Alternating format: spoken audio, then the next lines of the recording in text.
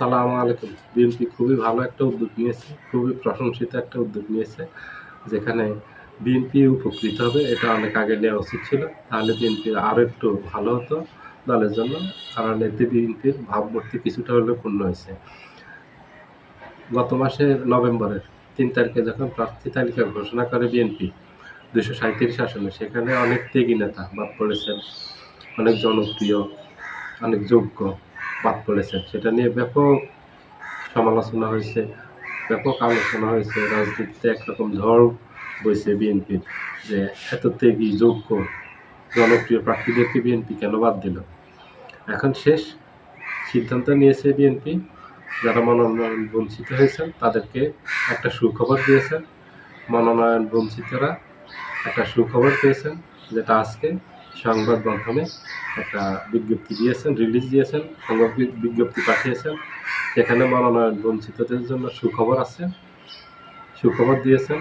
যারা মনোনয়ন বঞ্চিত হয়েছেন তাদেরকে ডেকেছে কেন্দ্র, তাদেরকে সেখানে নমিনেশন দেওয়া হবে, এই জন্যই কেন্দ্র ডেকেছে।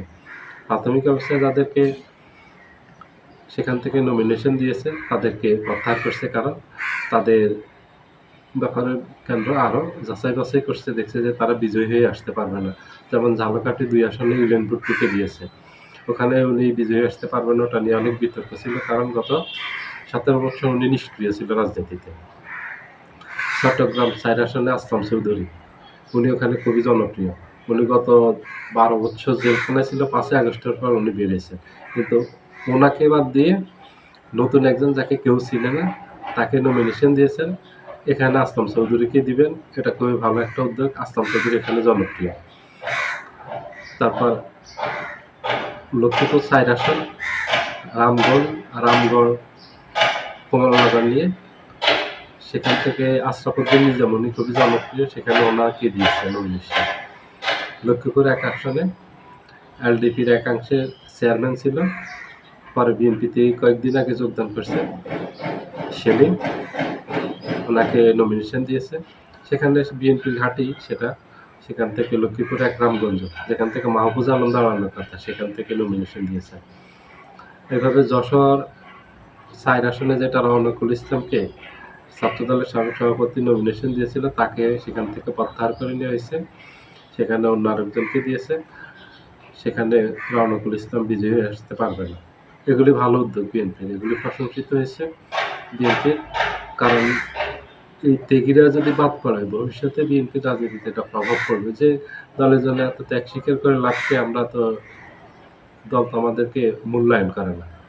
আমরা যে দলের জন্য এত ত্যাগ স্বীকার করবো, গত 17 বছর আমরা আওয়ামী লীগের বিরুদ্ধে এত ফাইট করলাম রাজপথে, আমাদেরকে তো নমিনেশন দিল না। এই যে হাবিবুর নবী খান সোহেল, আসাদুজ্জামান রিপন, শামসুজ্জামান দুদু, মোয়াজ্জেম হোসেন আলালের বিরুদ্ধে তো 450-এর উপর মামলা, হাবিবুর নবী খান সোহেলের উপর 450-এর উপর মামলা, কিন্তু তাদেরকে নমিনেশন দেওয়া হয়। তাহলে দলের নেতা কর্মীদের উপর এটা একটা প্রভাব পড়বে না, যে এরা এত ত্যাগ স্বীকার করলো, ত্যাগ স্বীকার করে তারা নমিনেশন করলো না, আমরা ত্যাগ স্বীকার করে কী করবো, আমরা তো কিছুই পাবো না।